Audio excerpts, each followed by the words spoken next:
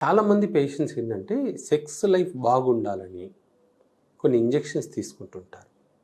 ఈ ఇంజెక్షన్స్ ఎంతవరకు సేఫ్, వాటి గురించి ఈరోజు డిస్కస్ చేసుకుంటున్నాం.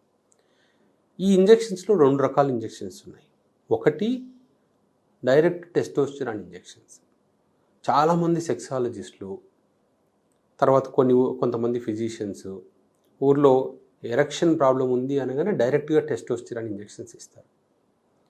రెండోది పెనిస్కి ఇచ్చే ఇంజెక్షన్స్, ట్రైమిక్స్ ఇంజెక్షన్స్ అంటాం. అంటే ఎప్పుడు ఎరెక్షన్ కావాలి అనుకుంటే అప్పుడు పెనిస్కి ఒక ఇంజెక్షన్ ఇస్తే ఎరెక్షన్ వస్తుంది. సో ఈ 2 ఇంజెక్షన్స్ అంటే 2 వేరే వేరే ఇంజెక్షన్స్. ఒకటి హార్మోన్ పెంచుతుంది, ఒకటి టెంపరీగా ఎరెక్షన్స్ వచ్చేట్లు చేస్తుంది. సో 2 డేంజరస్సే. సో కాకపోతే ఎందుకు ఈ ఇంజెక్షన్స్ తీసుకోకూడదు, ఈ ఇంజెక్షన్స్ తీసుకోవడం వల్ల సైడ్ ఎఫెక్ట్స్ ఏంటి, అది నేను చెప్తాను.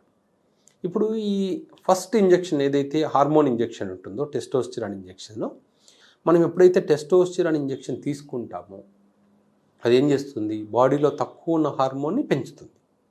కానీ ఎంతవరకు పెంచాలి, మనకు టెస్టోస్టెరాన్ 3.5 నుంచి 6 దాకా ఉండాలనుకుందాం. అది ఏజ్ని బట్టి చేంజ్ అవుతుంటుంది, ఒక ఏజ్లో ఒకలాగా. సో ఇప్పుడు యంగ్ ఏజ్లో మనం టెస్టోస్టెరాన్ ఇంజెక్షన్ తీసుకున్నాం అనుకోండి, ఇప్పుడు మీకు టెస్టోస్టెరాన్ 1.1 ఉంది.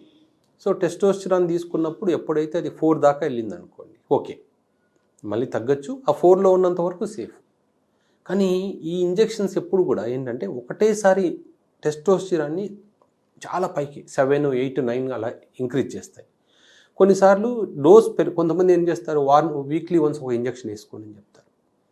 అప్పుడు ఏమవుతుంది, ఈ టెస్టోస్టెరాన్ ఇంజెక్షన్స్ వల్ల టెస్టోస్టెరాన్ లెవెల్ టోటల్గా అబ్నార్మల్ లెవెల్లో హైగా వెళ్ళిపోతుంది.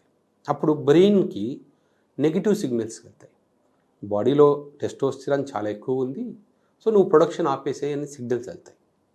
సో బ్రెయిన్ ఏంటి, నార్మల్గా బ్రెయిన్ నుంచి FSH, LH హార్మోన్స్ రిలీజ్ అయ్యి అవి టెస్టోస్టెరాన్ని, స్పెర్మ్ ప్రొడక్షన్ని కంట్రోల్ చేస్తాయి.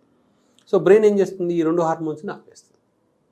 ఎప్పుడైతే ఈ 2 హార్మోన్స్ ఆపేసేసామో అటు స్పెర్మ్ కౌంటు 0 అయిపోతుంది, న్యాచురల్ టెస్టోస్టెరాన్ ప్రొడక్షన్ కూడా 0 అయిపోతుంది.